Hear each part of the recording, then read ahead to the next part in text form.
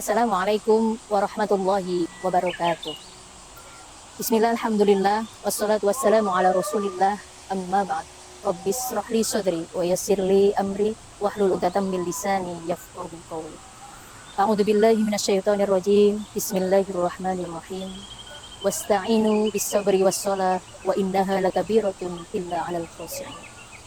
Mustami'in, mustami'at rahimakumullah. Adakah di dunia ini manusia yang tidak diberi ujian oleh Allah? Tentu tidak ada. Karena setiap manusia pasti akan diberi ujian oleh Allah. Bisa jadi dia diberi ujian berupa kelaparan, ataupun harta benda, ataupun melalui pasangannya, ataupun melalui anak-anak mereka. Sebagaimana disampaikan di dalam Al-Quran, وَلَنَبْلُوَنَّكُمْ بِشَيْءٍ مِنَ الْخَوْفِ وَالْجُوعِ وَنَقْصٍ مِنَ الْأَمْوَالِ وَالْأَنْفُسِ وَالثَّمَرَاتِ وَبَشِّرِ الصَّابِرِينَ. Shadaqallahul Adzim. Kemudian pertanyaannya, mengapa sih sebenarnya Allah memberikan ujian kepada manusia itu sendiri? Mengapa Allah memberikan ujian pada semua manusia tanpa terkecuali? Karena sesungguhnya Allah ingin menguji, menilai sejauh mana potensi manusia untuk menyelesaikan masalah itu sendiri. Allah memberikan ujian adalah semata-mata untuk mengukur kualitas pribadi orang tersebut, bagaimana dalam menyelesaikan masalah yang diberikan oleh Allah Subhanahu wa Ta'ala. Kita tahu bersama di dalam Quran surat Muhammad ayat 31 dikatakan pula, walanabluwannakum hatta na'lamal mujahidina minkum was-sabirin. Dan sesungguhnya kami benar-benar menguji semua orang, semua umat manusia untuk diketahui sejauh mana orang tersebut berikhtiar, sejauh mana manusia tersebut berijtihad untuk menemukan jalan keluarnya dengan bersabar. Mustami'in mustami'at rahimakumullah. Kita tahu bersama menurut Al-Ghazali sabar itu ada 3 macam. Yang pertama adalah sabar li taatillah. Berarti bagaimana kita sabar untuk melaksanakan ketaatan-ketaatan yang diperintahkan oleh Allah Subhanahu wa Ta'ala. Misalnya kita menjalankan sholat, kita menjalankan puasa sampai saat ini, itu merupakan wujud dari nilai kesabaran li taatillah. Dan yang kedua adalah sabar ala maksiyah. Mustami'in mustami'at rahimakumullah. Kemaksiatan adalah sesuatu yang dibungkus dengan kenikmatan dunia. Sehingga dengan kesabaran ini, bagaimana kita mampu menahan diri untuk tidak terbuai dengan kemaksiatan-kemaksiatan yang ada di dunia tersebut. Dan yang ketiga adalah sabar dalam menghadapi musibah yang diberikan oleh Allah Subhanahu wa Ta'ala. Lantas bagaimana implementasi sabar itu dalam kehidupan kita sehari-hari? Seringkali kita mendengarkan bahwa sabar itu ada batasnya. Apa benar sabar itu harus terbatas? Jika memang benar, di mana sih batasan-batasan nilai-nilai kesabaran itu sendiri?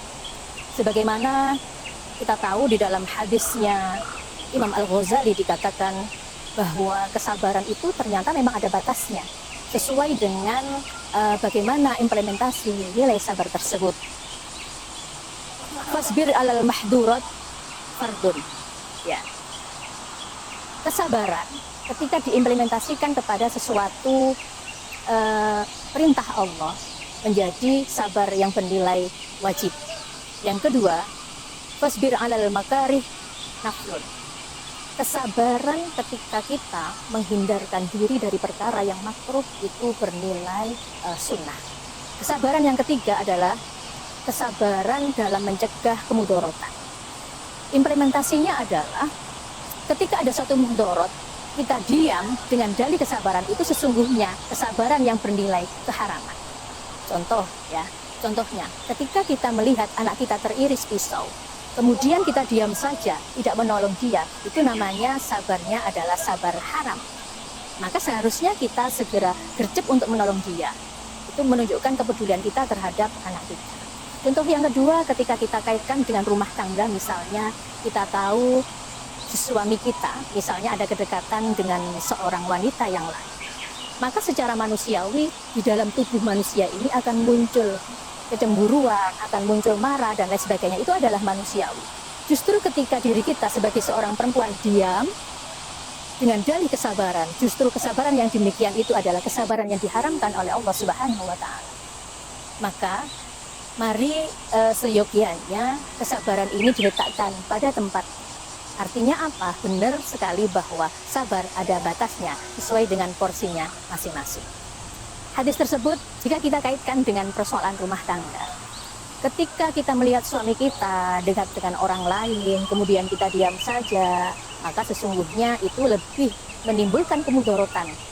Maka yang terjadi apa? Kita tidak boleh diam karena dalih kesabaran. Sama halnya dengan suami ketika melihat seorang istrinya ya yang tidak berbuat kebaikan, maka si laki-laki tersebut atau suami berhak untuk memberikan pelajaran ke si istri dengan niat memberikan edukasi dan kesabaran dalam menghadapi si istrinya. Memang benar kesabaran ada batasnya. Memang benar kesabaran ada batasnya. Ternyata kesabaran seorang perempuan di dalam rumah tangga itu berbanding lurus dengan rasa cinta si perempuan kepada suaminya atau sebaliknya si suami kepada istrinya. Ini bisa kita buktikan dalam kehidupan kita sehari-hari. Ketika rasa cinta itu selalu dipupuk, ditop up di dalam hati kita dan di hati suami kita, secara otomatis kesabaran itu juga akan tumbuh dengan sendiri. Yang akhirnya bisa kita simpulkan bahwa semakin kita memupuk, semakin kita memenuhi baterai cinta kita antar sesama pasangan, begitu juga dengan pasangan memupuk cinta kepada istrinya, maka secara tidak sadar, maka secara tidak langsung kesabaran kedua belah pihak ini akan semakin meningkat untuk saling menguatkan bersama-sama. Wahai para istri sekalian, dari apa yang kita sampaikan tadi, maka ketika kita mengejar surga atau mengejar pahala di luar sana, maka ingatlah surga yang sesungguhnya ada di rumah kalian. Surga yang sesungguhnya ada di depan mata kalian, yakni suami-suami kita bersama. Baik mustami'in, mustami'at rahimakumullah. Maka dari itu, di momentum Ramadan kali ini, marilah kita jadikan bulan introspeksi diri kita sebagai seorang istri kepada suami, begitu juga suami kepada seorang istri. Marilah kita sama-sama untuk meningkatkan baterai cinta kita, untuk memupuk, mentop up rasa cinta kita kepada keluarga kita. Agar apa? Agar sama-sama saling menumbuhkan kesabaran untuk saling menguatkan, sehingga tujuan kita mudah-mudahan menjadi keluarga yang sakinah, mawaddah warahmah, dan menghasilkan keturunan yang solih dan solih. Demikian yang dapat saya sampaikan untuk materi kita hari ini. Wallahul muwaffiq ila aqwamit thoriq. Wassalamualaikum warahmatullahi wabarakatuh.